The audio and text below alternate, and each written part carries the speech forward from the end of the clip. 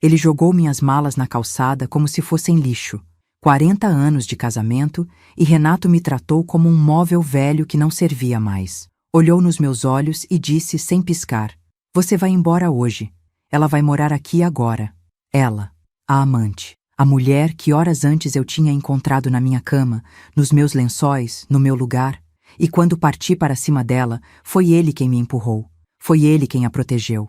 Foi ele quem escolheu. Mas o que fiz quando voltei? Isso ninguém esperava.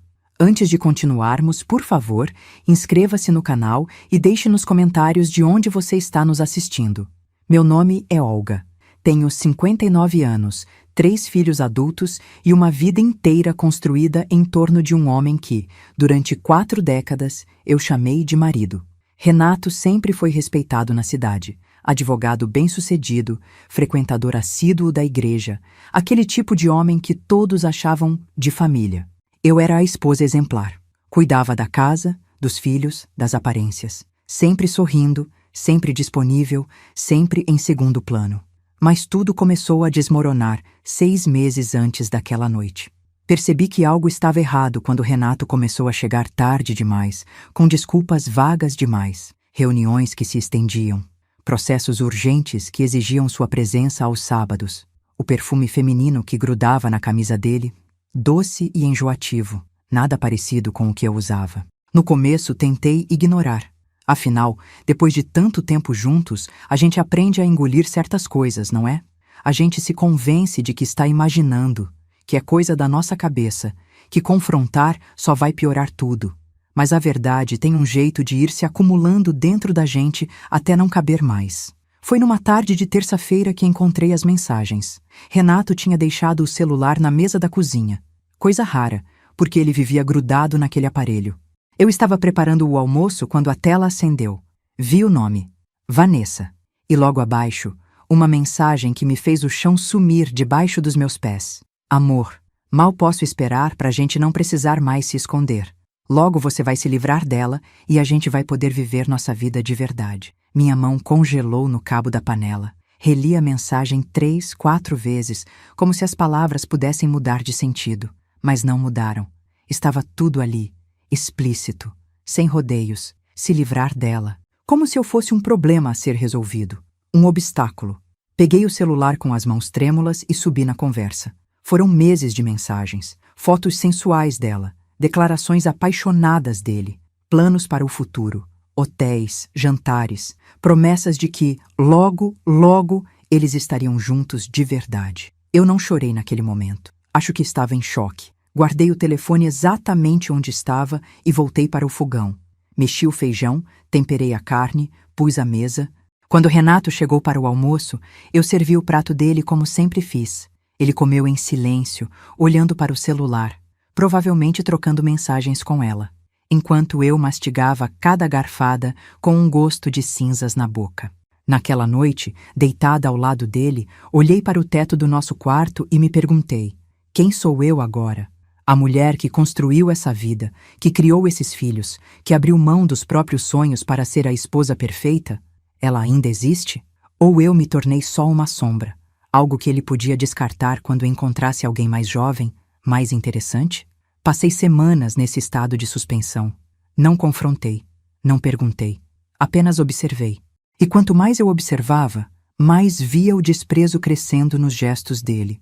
A forma como ele desviava o olhar quando eu falava, como ele suspirava, impaciente, se eu demorava para terminar uma frase, como ele saía de casa cada vez mais cedo e voltava cada vez mais tarde. Um dia, tentei conversar. Foi num domingo à tarde, depois do almoço. Os filhos já tinham ido embora, e ficamos só nós dois na sala. Juntei toda a coragem que tinha e disse: Renato, a gente precisa conversar sobre nós. Ele nem levantou os olhos do jornal. Sobre o quê, Olga? Sobre nós, sobre o nosso casamento. Eu sinto que você está distante.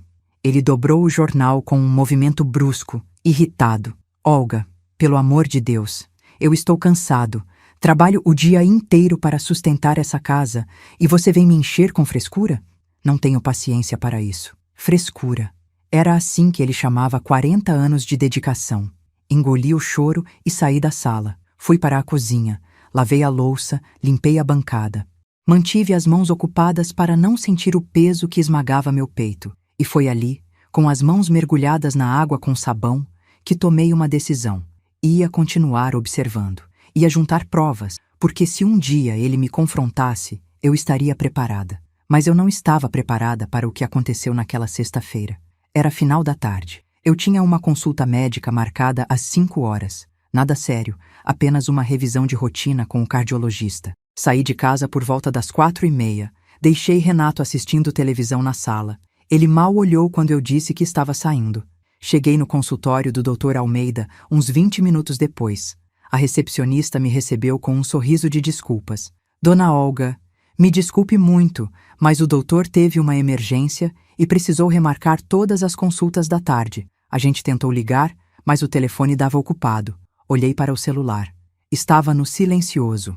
Nem tinha visto as chamadas perdidas. Ah, tudo bem. Não tem problema. Posso remarcar para a semana que vem? Pode, sim. Saí do consultório com aquela sensação estranha de tempo livre e inesperado. Olhei para o relógio, 5h15 da tarde. Pensei em ligar para minha irmã, Conceição. Tínhamos combinado de nos ver na semana seguinte, mas já que eu estava livre, por que não adiantar? Disquei o número dela enquanto caminhava de volta ao carro. Oi, Olga, que surpresa! Oi, Sé. Olha, minha consulta foi cancelada. Tava pensando em passar aí rapidinho. Você está em casa? Silêncio do outro lado. Depois, a voz dela saiu mais baixa. Olga, hoje não é um bom dia. O Marcos está sem se sentir bem e a casa tá uma bagunça. Deixa para a semana que vem, como a gente combinou. Assim eu te recebo direito. Algo no tom dela me incomodou, mas não insisti. Tá bom, então a gente se fala depois. Desliguei e fiquei parada ao lado do carro, sem saber bem o que fazer. Voltar para casa? Para quê? Para assistir Renato me ignorar por mais uma noite? Mas no fim, era para lá que eu sempre voltava. Para aquela casa, para aquele casamento, para aquela vida que já não me cabia mais. Entrei no carro e dirigi devagar pelas ruas de Petrópolis. A tarde estava bonita, o sol começando a se pôr por trás das montanhas, tingindo o céu de laranja e rosa. Liguei o rádio. Tocava uma música antiga, daquelas que a gente dançava quando éramos jovens. Renato e eu. Quando ele ainda olhava para mim, como se eu fosse a única mulher do mundo. Estacionei na garagem às 6 e pouco. A casa estava em silêncio. Estranhei. Normalmente, a essa hora, Renato já estaria na cozinha procurando algo para beliscar antes do jantar, ou na sala assistindo o noticiário. Fechei a porta da garagem com cuidado e entrei pela cozinha. Tudo estava exatamente como eu tinha deixado. Nenhum prato sujo, nenhum copo na pia. Ele nem tinha se mexido. Renato, chamei tirando os sapatos. Silêncio. Caminhei até a sala. Vazia. A televisão estava desligada. Foi então que ouvi. Um riso, baixo, abafado, vindo do andar de cima. Um riso feminino. Meu coração disparou. Meus pés se moveram sozinhos, subindo a escada um degrau de cada vez. Cada passo parecia ecoar na casa silenciosa. Minhas mãos tremiam. Minha respiração estava presa no peito. O riso veio de novo, e dessa vez ouvi a voz dele também. Íntima, carinhosa, do jeito que ele não falava comigo há anos. Parei em frente à porta do nosso quarto. A porta que eu mesma tinha pintado de branco 3 anos atrás. A porta atrás da qual eu dormia todas as noites havia 40 anos. Estava entreaberta. Empurrei devagar. E o mundo desabou. Eles estavam na minha cama, nos meus lençóis, no meu travesseiro. Renato e uma mulher que eu nunca tinha visto pessoalmente, mas que reconheci imediatamente pelas fotos no celular dele. Vanessa. Ela era jovem. Muito jovem. Devia ter uns 30 e poucos anos. Cabelos longos e loiros, corpo esguio. Estava deitada de lado, rindo de algo que Renato tinha acabado de dizer. Ele estava sem camisa, apoiado no cotovelo, olhando para ela com um sorriso que eu não via no rosto dele desde... Desde quando? Eles nem me viram entrar. Fiquei ali, parada na soleira da porta, vendo minha vida inteira se desintegrar diante dos meus olhos. Não era só a traição, era a intimidade, a forma como ele a tocava, a forma como ela ria. Como se aquele fosse o lugar deles, como se eu não existisse. E então, algo dentro de mim explodiu. Seu desgraçado! Meu grito rasgou o ar. Eles se viraram ao mesmo tempo, os olhos arregalados de choque. Vanessa puxou o lençol para cobrir o corpo. Renato se levantou da cama num pulo, a expressão oscilando entre culpa e raiva. Olga, o que você está fazendo aqui? O que eu estou fazendo aqui? Essa é a minha casa. Essa é a minha cama. Eu não sabia que era capaz de gritar daquele jeito. A voz saiu rouca, rasgada, carregada de uma dor que eu nem sabia que cabia dentro de mim. Vanessa levantou da cama, puxando a blusa que estava jogada na cadeira. Renato, você disse que ela não ia estar aqui. E não devia. Ele gritou de volta, frustrado. Olhei para ele, para o homem que prometeu me amar, me respeitar, me proteger. E naquele momento, ele estava gritando comigo porque eu tinha ousado aparecer na minha própria casa. Algo em mim se rompeu. Avancei para cima dela. Não pensei. Não planejei. Só senti uma fúria cega tomando conta de cada músculo do meu corpo. Agarrei o braço dela e puxei com uma força que eu não sabia que tinha. Você vai sair da minha casa. Vai sair da minha cama. Vanessa gritou tentando se soltar. Eu a empurrei contra a parede. Ela perdeu o equilíbrio e caiu de joelhos, batendo o ombro na quina do criado mudo. Ai, sua louca! Eu ia avançar de novo, mas Renato me agarrou pelos ombros e me empurrou para trás com tanta força que eu bati nas costas contra a porta do armário. Para, Olga! Você tá louca! Ele se colocou na frente dela, protegendo ela, de mim. Do chão, Vanessa chorava, segurando o ombro. Ela me machucou. Renato, ela me machucou. Eu sei, amor, eu sei. Ele se abaixou ao lado dela, acariciando o rosto dela com uma delicadeza que nunca mais tinha usado comigo. Amor. Ele a chamou de amor. Fiquei ali, encostada no armário, ofegante, vendo a cena diante de mim como se estivesse assistindo a um filme. Renato ajudou Vanessa a se levantar, verificou o ombro dela com cuidado, murmurou palavras de conforto. E então ele se virou para mim. E o olhar que me lançou não era de um homem que acabara de ser pego traindo. Era de um homem que acabara de ser interrompido, atrapalhado, incomodado. Você devia ter ligado antes de voltar. Aquelas palavras me atingiram como um soco no estômago. Eu devia ter ligado? Olga, sai daqui. Deixa a gente em paz. Deixa a gente em paz. Olhei para ele, para ela, para a cama, para o quarto que era meu. E então, sem dizer mais nada, saí. Desci as escadas tropeçando, a visão embaçada de lágrimas. Peguei a bolsa, peguei as chaves do carro e saí pela porta da frente. Não sabia para onde ia. Só sabia que precisava sair dali antes de fazer algo pior. Dirigi sem rumo pelas ruas da cidade. As lágrimas escorriam sem parar. Minhas mãos tremiam tanto que mal conseguia segurar o volante. Parei num estacionamento vazio perto da praça e fiquei ali, chorando até não ter mais lágrimas. Quanto tempo fiquei ali? Não sei. O céu já estava escuro quando finalmente respirei fundo e limpei o rosto. Precisava voltar. Aquela era minha casa. Eu não ia deixar que eles me expulsassem dela. Quando cheguei, passava das 9 da noite. O carro de Renato ainda estava na garagem. E havia outro carro também. Um Fiat Argo vermelho que eu não conhecia. Devia ser dela. Ela ainda estava lá. Entrei pela porta da frente e me deparei com uma cena que me fez o sangue gelar. No meio da sala, empilhadas de qualquer jeito, estavam 4 malas grandes, abertas, com minhas roupas jogadas dentro sem o menor cuidado. Meus vestidos, meus sapatos, meus pertences, minha vida inteira reduzida a bagagens largadas no chão. Ele já tinha arrumado tudo, já tinha decidido.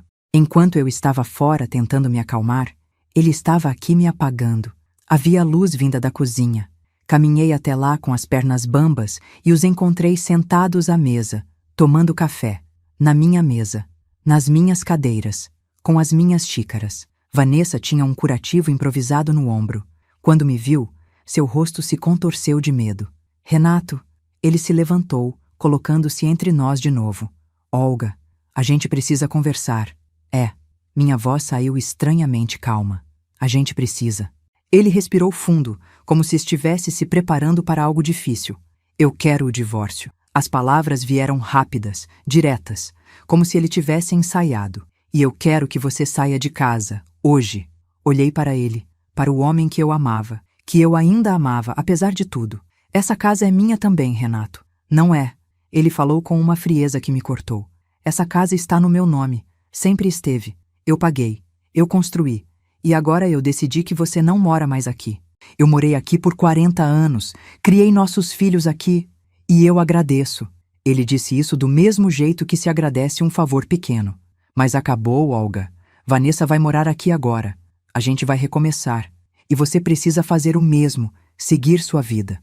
Vanessa se levantou da mesa, chegou perto dele e segurou a mão dele. Uma demonstração de posse, de vitória. Olhei para as malas uma última vez. 40 anos de vida jogados dentro de 4 malas, como se eu nunca tivesse existido. Algo em mim se partiu de vez. Então é isso. Minha voz saiu mais firme do que eu esperava. Caminhei até a sala. Peguei a primeira mala. Pesada. Renato veio atrás de mim. Deixa que eu levo. Não precisa. Arrastei a mala até a porta. Ele pegou as outras 3 e me seguiu. Abriu a porta da frente. A rua estava escura, silenciosa. Alguns vizinhos já tinham acendido as luzes das varandas. Curiosos, ele jogou as malas na calçada, uma por uma.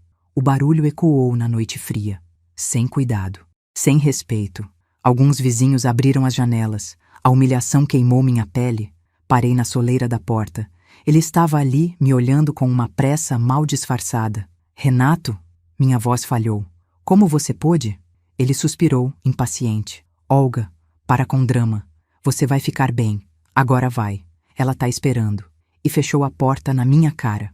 O som da porta batendo ecoou na rua silenciosa. E foi naquele momento, parada na calçada fria, com minhas malas espalhadas aos meus pés, que tudo mudou. Porque a Olga que saiu daquela casa naquela noite não era mais a mesma que tinha entrado 40 anos atrás. E o que eu fiz em seguida, ninguém esperava. Fiquei ali, na calçada fria de Petrópolis, olhando para as malas espalhadas aos meus pés. A neblina já começava a descer da serra, engolindo as luzes das casas ao redor. O frio cortava minha pele, mas o frio de dentro era pior. Alguns vizinhos ainda estavam nas janelas, olhando, julgando, cochichando. Eu era o espetáculo da noite. A mulher descartada. A esposa que não soube segurar o marido. Peguei o celular com as mãos tremendo. Precisava ligar para alguém. Precisava de ajuda. Mas para quem? Meus filhos? Minha irmã? Como eu ia explicar isso? Como eu ia dizer em voz alta que tinha sido expulsa da minha própria casa? Foi então que me lembrei dela. Doutora Helena Martins, advogada de divórcio.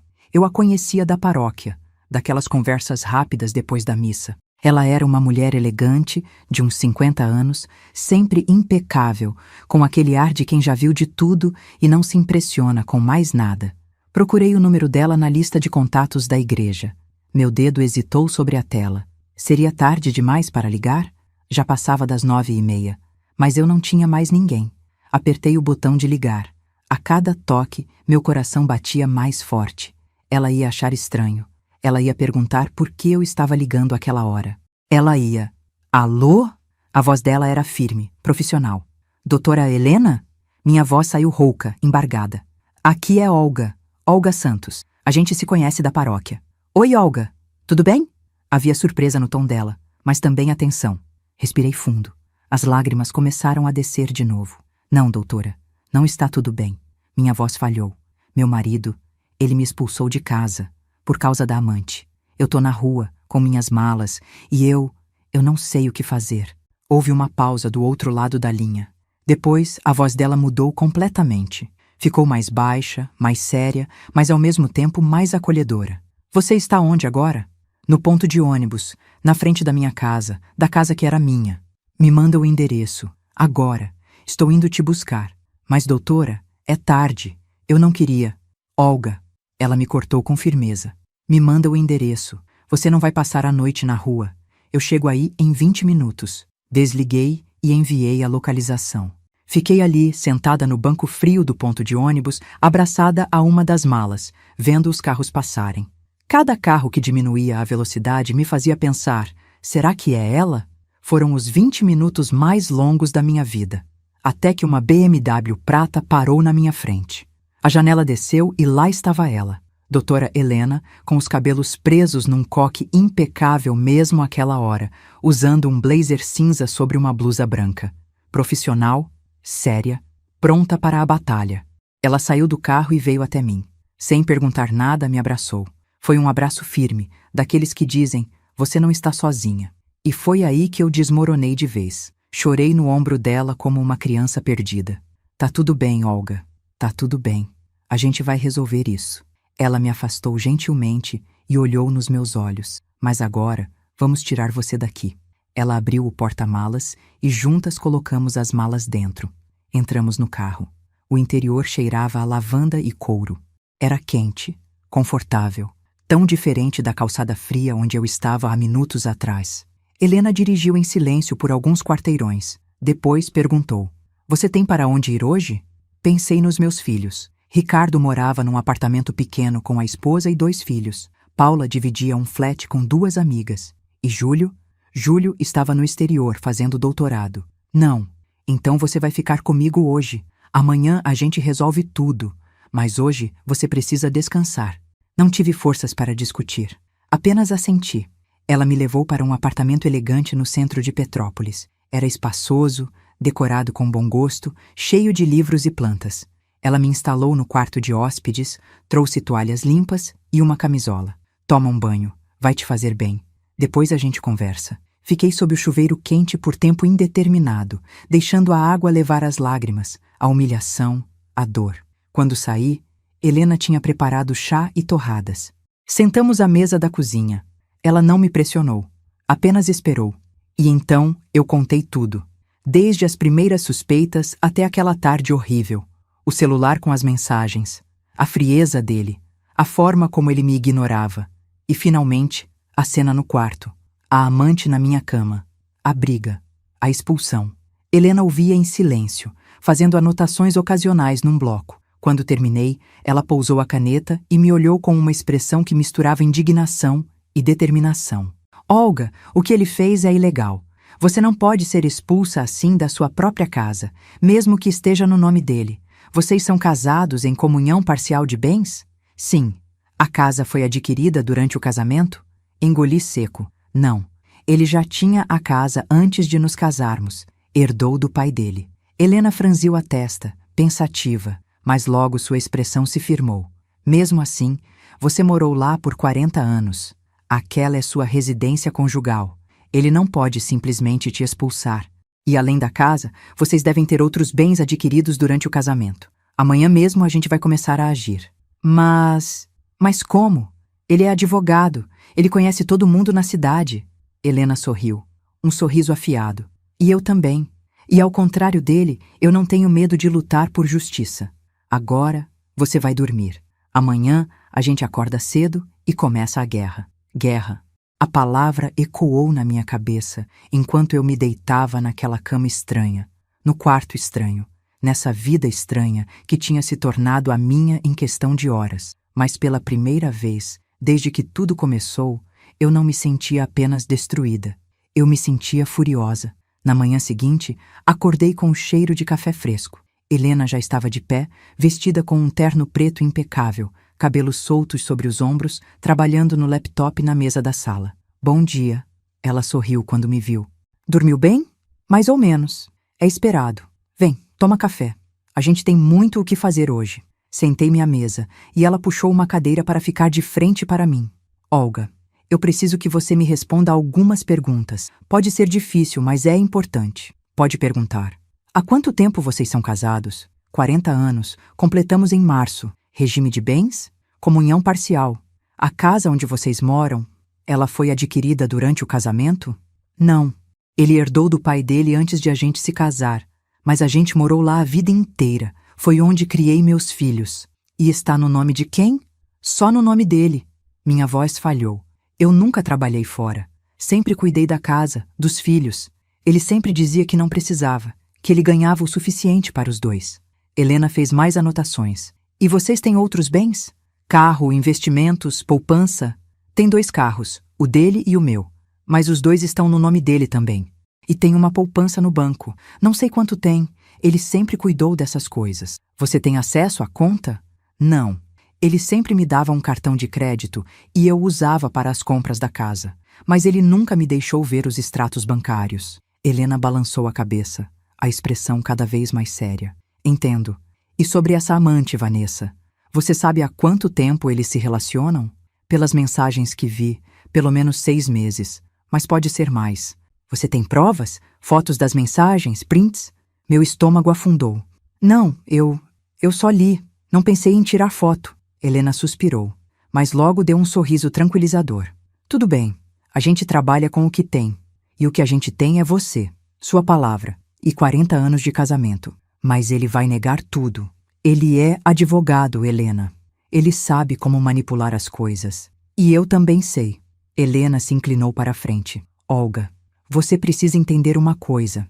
Renato agiu de forma covarde, ilegal e cruel. Mas ele cometeu um erro fundamental. Ele subestimou você. Ele achou que você ia aceitar isso quietinha, que ia desaparecer sem lutar. E é aí que a gente entra. O que você quer dizer? Eu vou pedir uma medida protetiva. Você vai voltar para aquela casa. Voltar? Me levantei da cadeira apavorada. Helena, eu não posso voltar lá. Ela está lá e ele me odeia agora. Justamente por isso. Helena também se levantou, colocando as mãos nos meus ombros. Olga, aquela casa é sua. Você tem direito legal de estar lá. E a gente vai fazer valer esse direito. Mas, escuta. Ela me olhou nos olhos. Eu sei que você está com medo. Eu sei que está magoada. Mas se você sair correndo agora, se você aceitar essa expulsão, você está dizendo para ele e para o mundo que ele pode fazer o que quiser com você, que você não vale nada. E eu não vou permitir isso. Suas palavras me atingiram como um choque elétrico. Ela estava certa. Durante 40 anos eu aceitei. Eu me calei, eu me diminuí. E onde isso me levou? Para a calçada, com malas aos meus pés. O que eu preciso fazer? Helena sorriu. Hoje a gente vai ao fórum. Eu vou dar entrada no pedido de divórcio e na medida protetiva. Também vou solicitar que ele se abstenha de dilapidar o patrimônio comum. Depois, a gente vai ao banco e você vai descobrir exatamente o que vocês têm. Ele não vai gostar. Não vai mesmo. Helena pegou a bolsa. E é exatamente por isso que a gente vai fazer. Passamos a manhã toda no fórum. Helena conhecia todo mundo. Juízes, escreventes, oficiais. Ela era respeitada, admirada. E vê-la trabalhando foi como assistir a uma dança. Precisa, eficiente, letal. Quando saímos de lá, eu tinha uma cópia do processo na mão. Divórcio litigioso, partilha de bens, pedido de medida protetiva para garantir meu retorno ao lar conjugal. E agora? Perguntei, ainda processando tudo. Agora a gente liga para os seus filhos. Meu estômago embrulhou. Helena, eu não sei se consigo. Olga. Ela parou no meio da calçada e me encarou. Seus filhos precisam saber, não pela boca do Renato, pela sua. Ela estava certa. Peguei o celular com as mãos tremendo e disquei o número do Ricardo, meu filho mais velho. Ele atendeu no segundo toque. Mãe, graças a Deus, eu tô tentando ligar para você desde ontem à noite. O que está acontecendo? O pai disse que você saiu de casa, que teve uma briga feia. Claro. Renato já tinha ligado para eles, já tinha contado a versão dele. Ricardo, eu preciso conversar com você. Pessoalmente. Você pode vir aqui no centro? Mãe, você tá me assustando. Que briga foi essa? Filho, por favor, eu te explico tudo quando você chegar. Traz a Paula também. 1 hora depois, eu estava sentada num café no centro de Petrópolis, com meus 2 filhos mais velhos à minha frente. Ricardo, 38 anos, sério e parecido com o pai. Paula, 35, sensível e parecida comigo. E então, pela segunda vez em menos de 24 horas, contei tudo. Vi a incredulidade nos rostos deles, a raiva, a vergonha. Paula chorou. Ricardo socou a mesa, fazendo as xícaras tremerem. Aquele filho da... Ele se controlou, respirando fundo. Mãe, eu vou lá agora. Vou tirar satisfação com ele. Não, segurei a mão dele. Não vai. Mas mãe... Ricardo, escuta. Eu sei que você está bravo. Eu também estou. Mas não é assim que a gente vai resolver isso. Eu tenho uma advogada. A gente entrou com divórcio hoje. A gente vai fazer do jeito certo. Paula limpou as lágrimas. Mãe, você não merecia isso. Você sempre foi tão boa com ele, com a gente. Você sempre fez tudo. Eu sei, filha. Apertei a mão dela. Mas agora eu vou fazer algo que eu nunca fiz. Vou lutar por mim. Foi nesse momento que o celular de Helena tocou. Ela atendeu, falou baixo por alguns segundos e depois desligou com um sorriso satisfeito. Era do fórum. A medida protetiva foi deferida. O juiz autorizou seu retorno imediato à residência. Meu coração disparou. Agora? Assim tão rápido? O juiz é conhecido meu. E casos de violência doméstica psicológica têm prioridade. Você tem direito de voltar para sua casa, Olga. Agora. Mas ela está lá. E vai ter que sair. Helena já estava pegando a bolsa. Eu vou ligar para o Marcelo. Ele é oficial de justiça, amigo meu de longa data. A gente vai precisar dele para garantir que tudo seja feito dentro da lei. Ricardo se levantou da cadeira, a mandíbula travada. Eu vou junto. Eu também. Paula limpou o rosto. A gente não vai deixar você enfrentar isso sozinha, mãe.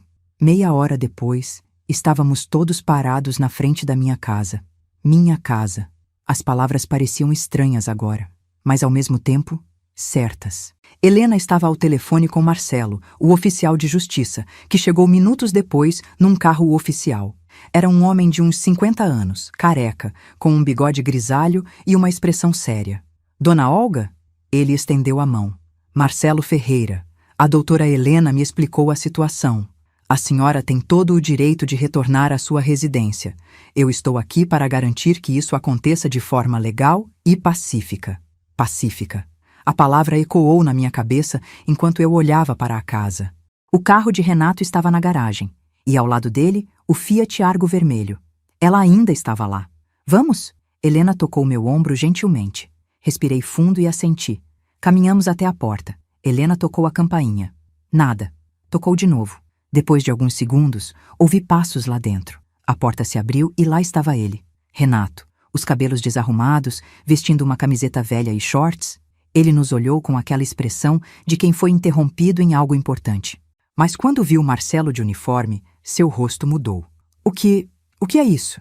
Marcelo deu um passo à frente. Senhor Renato Santos? Meu nome é Marcelo Ferreira, oficial de justiça. Tenho aqui uma ordem judicial determinando que a senhora Olga Santos tem direito de retornar à residência conjugal, visto que foi expulsa de forma ilegal. O senhor vai permitir a entrada dela ou vou precisar acionar a polícia? Renato ficou pálido. Seus olhos foram de Marcelo para Helena, para mim, para os nossos filhos. Ele abriu a boca, fechou. Abriu de novo.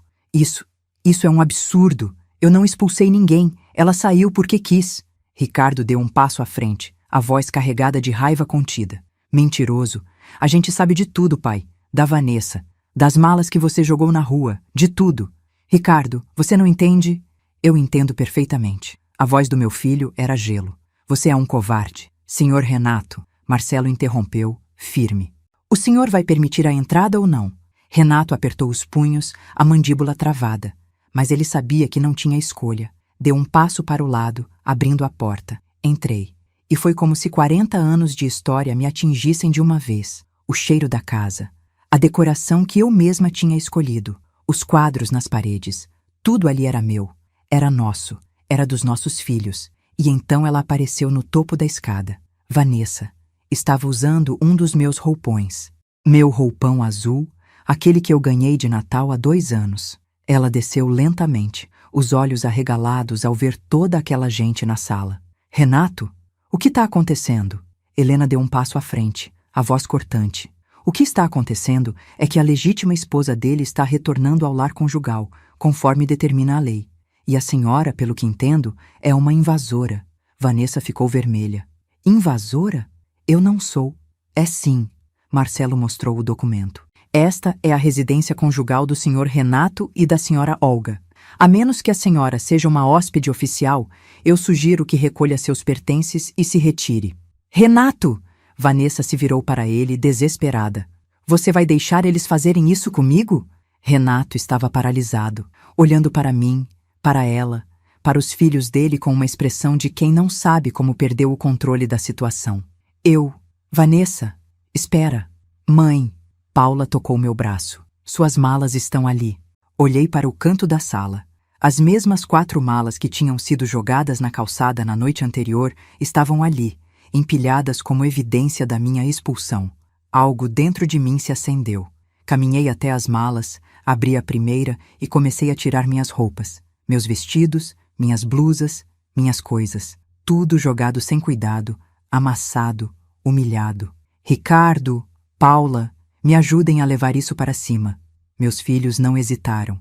Cada um pegou uma mala e começamos a subir a escada. Vanessa estava no caminho. Ela olhou para nós com uma mistura de choque e indignação. Vocês não podem. Sai da frente. A voz de Paula era firme, fria.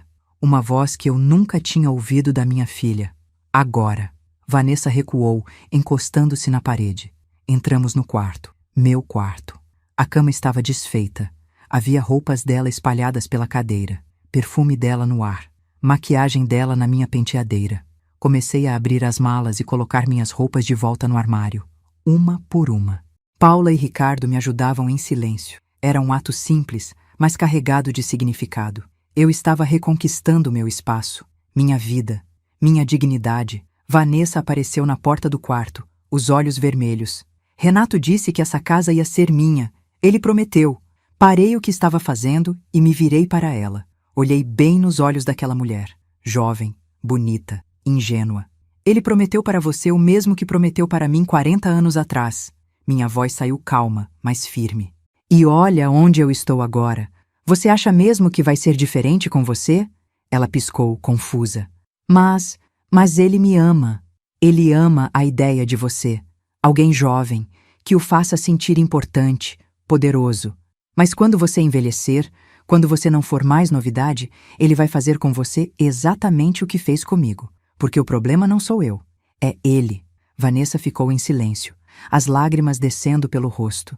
Terminei de guardar minhas roupas e desci de volta para a sala. Renato estava sentado no sofá, a cabeça entre as mãos. Helena e Marcelo conversavam baixo, perto da porta. Renato, minha voz o fez levantar a cabeça. Você tem duas opções. Ou a gente vive aqui juntos até o divórcio ser finalizado, ou você sai. Ele me olhou como se estivesse vendo uma estranha. Olga, você não pode. Eu posso. Mostrei o documento que Helena tinha me dado. E a justiça está do meu lado. Ele olhou para Marcelo, para Helena, para os nossos filhos, viu que estava perdido. Vanessa, sua voz saiu baixa, derrotada. Recolhe suas coisas, a gente vai para um hotel. O grito que ela deu ecoou pela casa inteira. Hotel! Você disse que eu ia morar aqui. Você disse que se livrou dela. Vanessa, por favor. O silêncio que se seguiu foi tenso. Vanessa subiu a escada rapidamente para buscar suas coisas. Renato ficou ali, parado no meio da sala, evitando olhar para mim, para os filhos. Helena e Marcelo observavam tudo com expressões profissionais. Minutos depois, Vanessa desceu com uma bolsa grande e uma mala pequena. Passou por mim sem olhar, a cabeça erguida numa tentativa de manter a dignidade. Vamos, ela disse para Renato, a voz controlada, mas ainda trêmula. Ele assentiu e subiu para buscar suas próprias coisas. 15 minutos depois, Renato descia com duas malas. Parou na soleira da porta ao lado de Vanessa. Olhou para os filhos e viu o desprezo estampado nos rostos deles. Então, se virou para mim.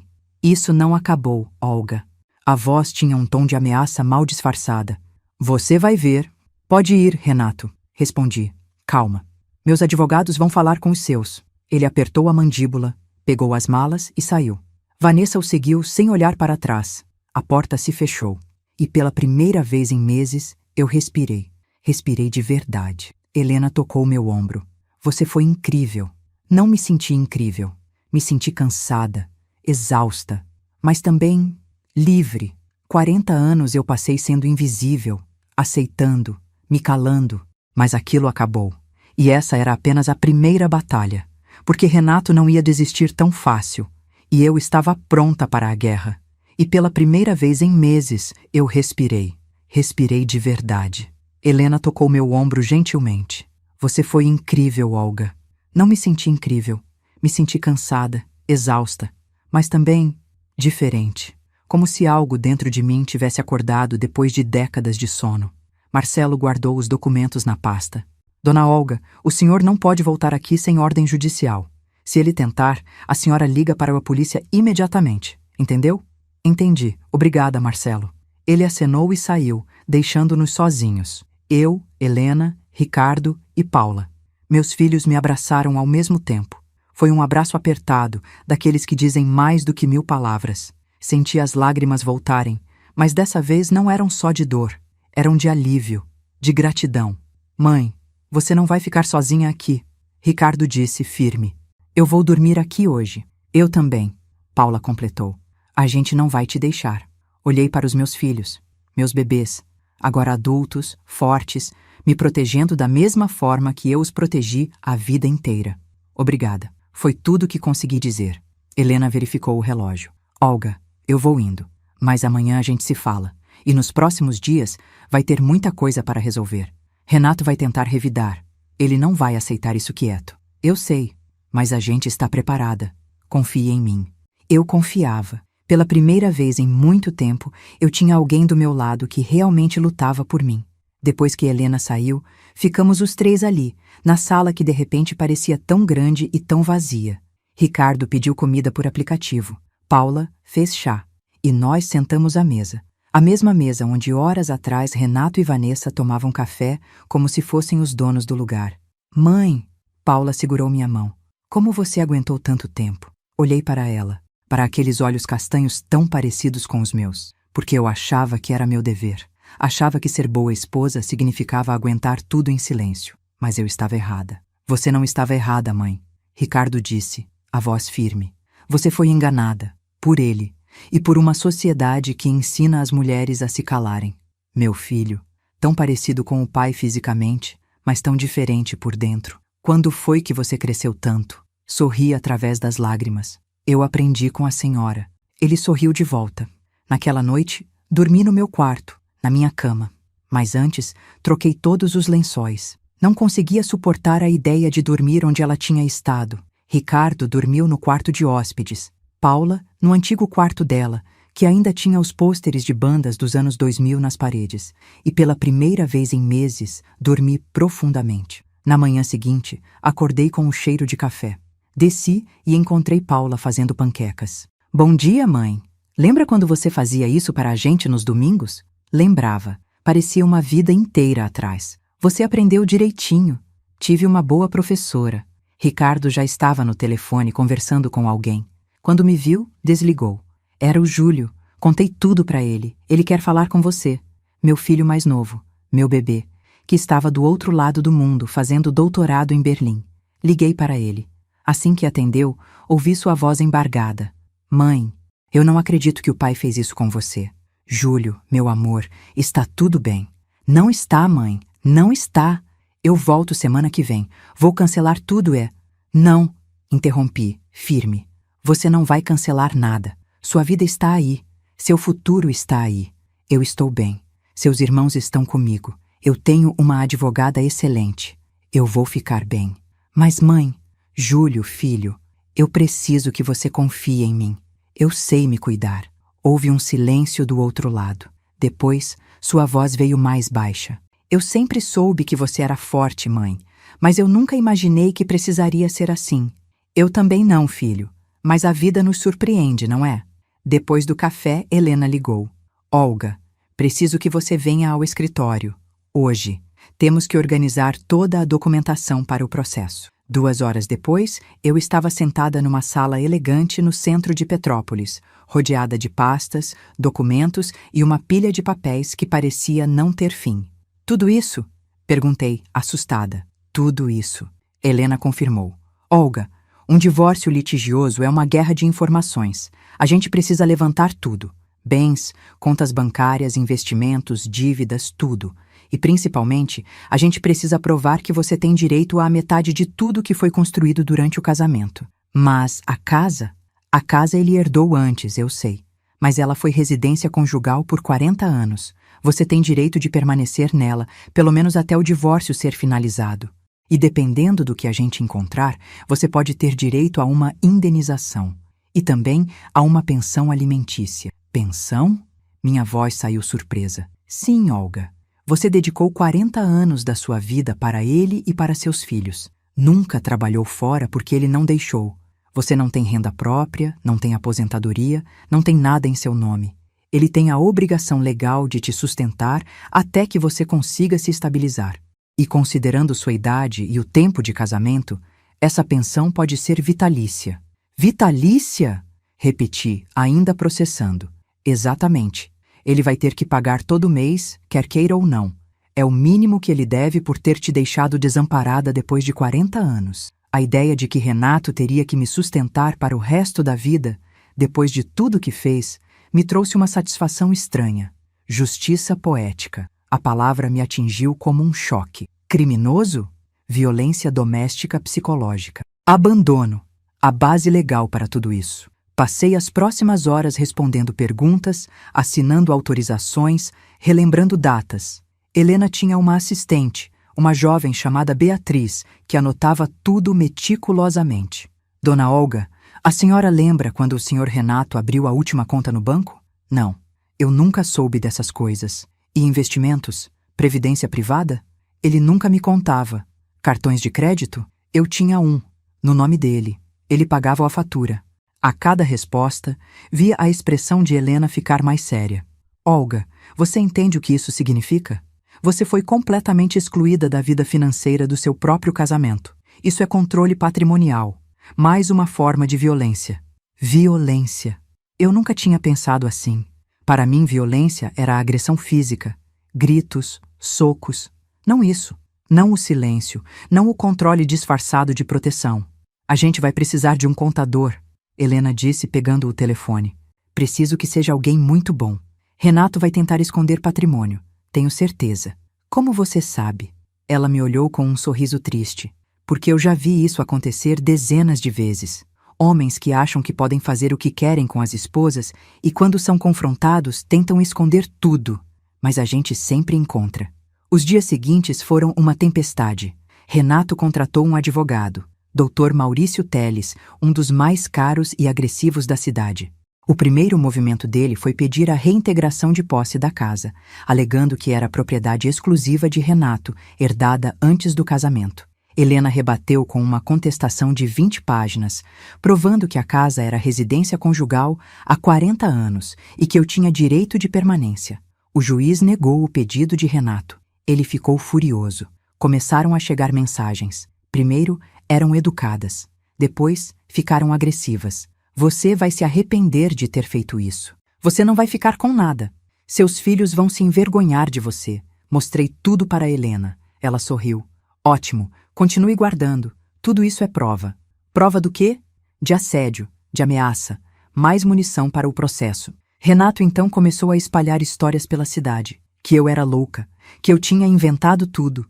Que eu era uma aproveitadora que queria ficar com o patrimônio dele. Algumas pessoas acreditaram. Amigas que eu achava que eram minhas viraram as costas. Gente da igreja começou a me olhar de forma estranha. Uma tarde, encontrei Dona Marisa, uma amiga de longa data, no supermercado. Olga, ela me olhou com pena. Eu soube do que aconteceu. Que situação, não é? É. Mantive a voz firme. Mas sabe, casamento é difícil mesmo. Às vezes a gente precisa perdoar, não é? Por causa dos filhos, da família. Olhei para ela. Para aquela mulher que eu conhecia há 20 anos. Marisa, ele me traiu. Me expulsou de casa. Me humilhou. Eu sei, querida, mas homem é assim mesmo. Passa essa fase. Você é uma mulher madura, inteligente. Pode reconquistar ele, mostrar que você ainda... Marisa, interrompi. Eu não quero reconquistar ele. Eu quero minha dignidade de volta. Ela piscou sem entender. Mas, Olga, o que as pessoas vão dizer? Não me importo mais com o que as pessoas vão dizer. E era verdade. Pela primeira vez na vida, eu realmente não me importava. 3 semanas depois da expulsão, Helena me ligou com urgência. Olga, preciso que você venha ao escritório, agora. O que aconteceu? Achamos algo grande. Cheguei lá em meia hora. Helena estava com Beatriz e um homem de uns 60 anos usando óculos de grau grosso. Olga, esse é o contador que contratei, Sr. Otávio. Ele estendeu a mão. Dona Olga, prazer. A doutora Helena me passou o caso da senhora e eu fiz uma investigação completa nas finanças do seu marido. E ele trocou um olhar com Helena. Ele tem muito mais dinheiro do que você imagina. Meu coração acelerou. Como assim? Otávio abriu uma pasta e começou a mostrar documentos. 3 contas correntes, 2 em bancos diferentes, uma previdência privada no valor de 800 mil.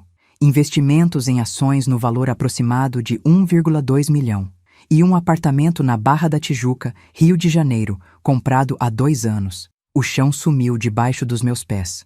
Um apartamento? Sim, no nome dele. Comprado por 450 mil à vista.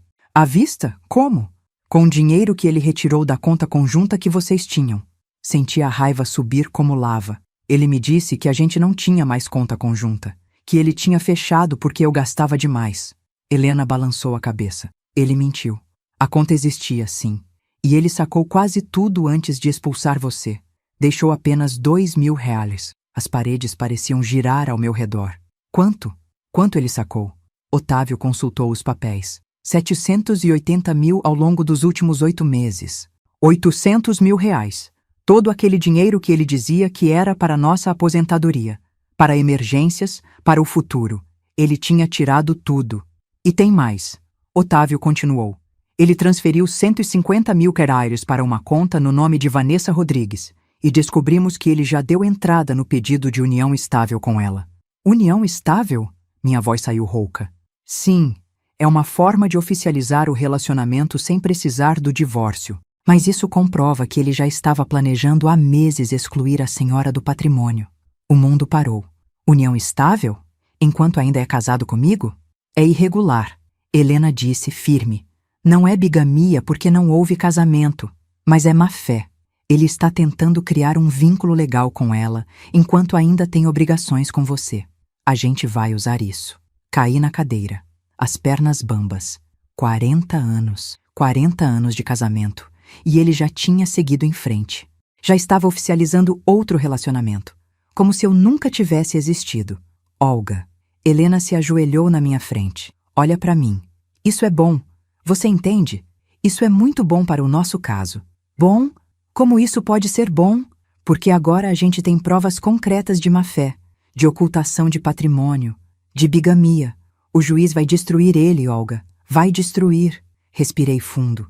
Tentei controlar as lágrimas. Tentei controlar a raiva. O que a gente faz agora? Helena se levantou, a expressão dura, determinada. Agora? Agora a gente vai para a guerra. No dia seguinte, Helena entrou com uma petição de medida cautelar solicitando o bloqueio imediato de todas as contas de Renato. Também pediu a anulação do pedido de união estável com Vanessa e a devolução dos 150 mil reais transferidos para ela. A bomba explodiu. O telefone de Renato tocou no meu celular. Ele ainda não tinha bloqueado meu número. Atendi. Você tá louca? Ele gritou do outro lado. Você bloqueou minhas contas. Como eu vou pagar minhas contas? Como eu vou trabalhar? Da mesma forma que você esperava que eu fizesse quando me jogou na rua sem nada. Minha voz estava calma, gelada. Olga, você não sabe o que está fazendo. Eu vou acabar com você. Eu vou.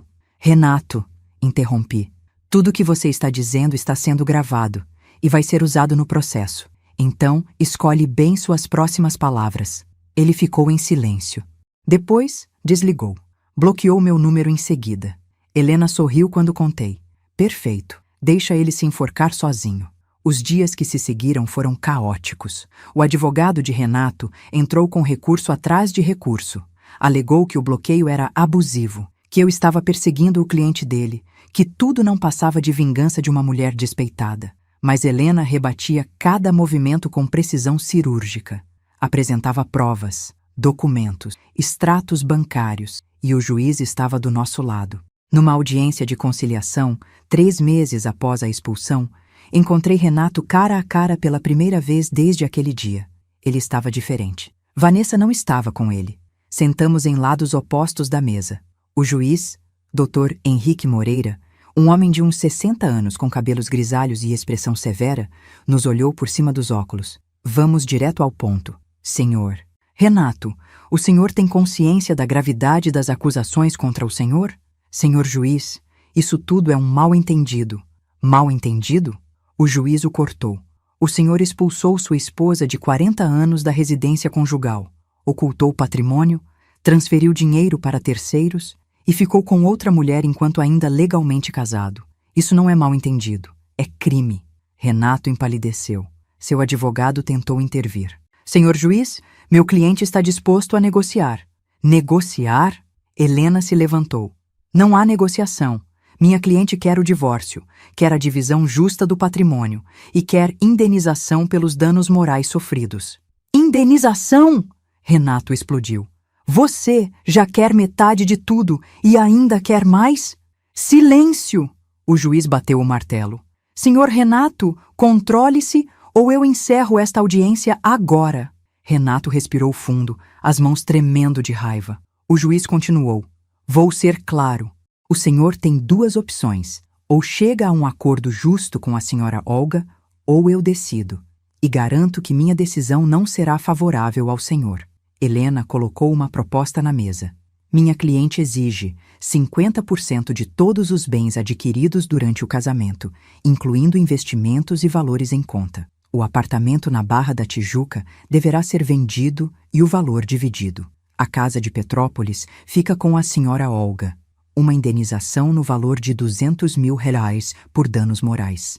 E uma pensão alimentícia vitalícia no valor de R$8 mil mensais, considerando que a senhora Olga dedicou 40 anos de sua vida ao lar e à família, sem nunca ter trabalhado fora ou construído aposentadoria própria. Renato ficou vermelho. 200 mil? 8 mil por mês? Você tá de brincadeira? Não estou, respondi, olhando nos olhos dele. Você destruiu 40 anos da minha vida. Você me humilhou, me expulsou, me roubou e me deixou sem nada, sem profissão, sem aposentadoria. 200 mil e 8 mil por mês é barato pelo que você me fez. Ele me olhou com um ódio que eu nunca tinha visto antes. Você vai se arrepender disso, Olga. Não vou. Levantei-me, porque pela primeira vez na minha vida eu estou lutando por mim. E não vou parar. O juiz marcou nova audiência para dali a um mês. E naquele mês, a vida de Renato desmoronou. A notícia do bloqueio das contas se espalhou pela cidade como fogo em mato seco. Petrópolis é pequena, e todo mundo conhece todo mundo. Especialmente quando se trata de um advogado respeitado sendo processado pela própria esposa. As pessoas começaram a tomar partido. E para minha surpresa, muitas ficaram do meu lado. Uma tarde, enquanto eu fazia compras no mercado, a dona do caixa, uma senhora de uns 70 anos que eu conhecia há décadas, segurou minha mão ao passar minhas compras. Dona Olga, eu só queria dizer que a senhora está fazendo a coisa certa. Meu marido fez a mesma coisa comigo há 30 anos. E eu não tive coragem de lutar. Fiquei sem nada. Mas a senhora está mostrando para todas nós que a gente não precisa aceitar. Os olhos dela estavam marejados. Apertei sua mão de volta. Obrigada, dona Célia. Não, dona Olga. Obrigada à senhora. Histórias como essa começaram a aparecer. Mulheres me parando na rua, me mandando mensagens, me contando suas próprias histórias de silêncio, de aceitação, de dor engolida. Eu tinha me tornado, sem querer, um símbolo. Mas enquanto isso me fortalecia, Renato afundava cada vez mais. Helena me ligou numa quinta-feira à tarde, 4 meses após a expulsão. Olga, você precisa ver isso. O quê? Renato foi afastado do escritório de advocacia. Meu coração deu um pulo. Como assim? Os sócios descobriram sobre a união estável e regular, sobre o dinheiro desviado, sobre tudo. E decidiram que a reputação dele está manchando o nome do escritório. Ele foi afastado até o processo terminar. Ele perdeu o emprego? Não exatamente.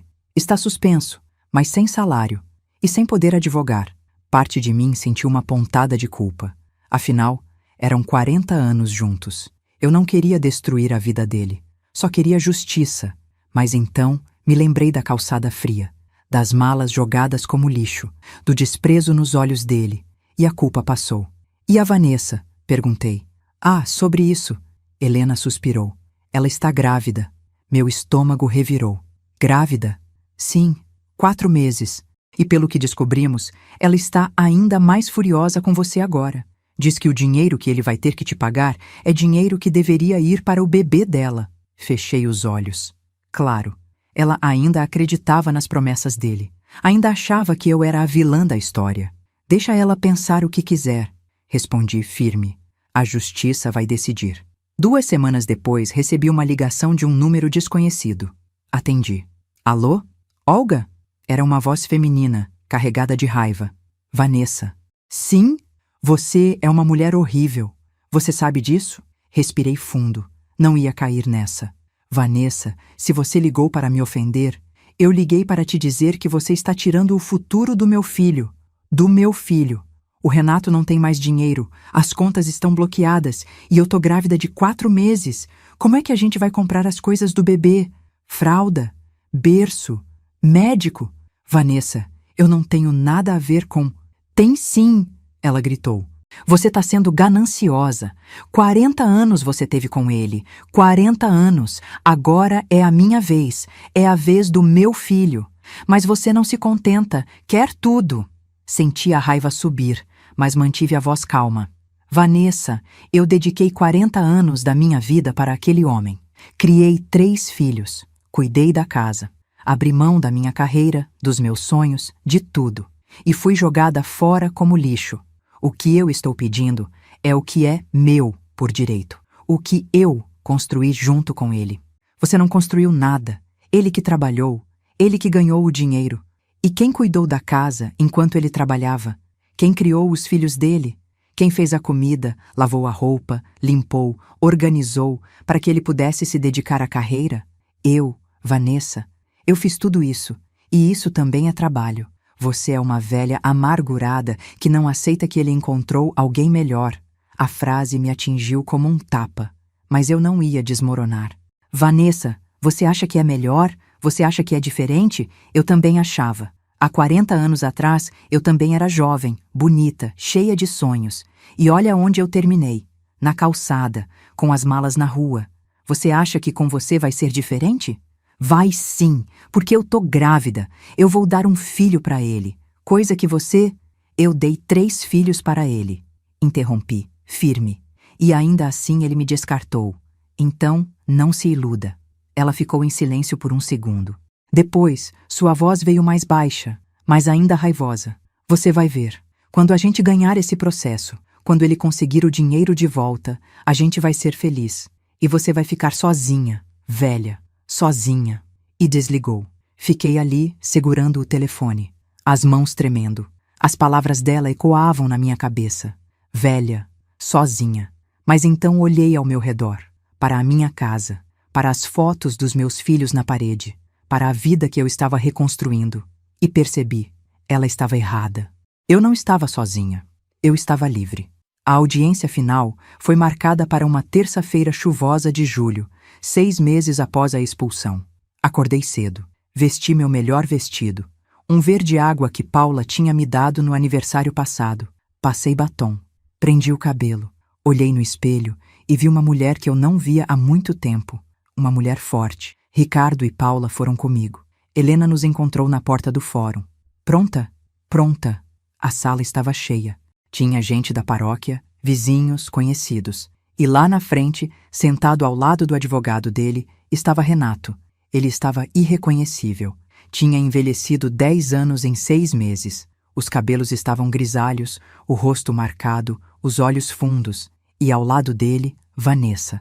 A barriga já estava aparecendo por baixo do vestido justo. Ela me lançou um olhar de puro ódio quando entrei. Segurou a mão de Renato numa demonstração territorial. Ele é meu agora. Não reagi. Apenas sentei ao lado de Helena. O juiz entrou. Todos se levantaram. Podem sentar. Vamos começar. As próximas 2 horas foram uma sucessão de argumentos, contra-argumentos, apresentação de provas, testemunhos. Helena foi brilhante.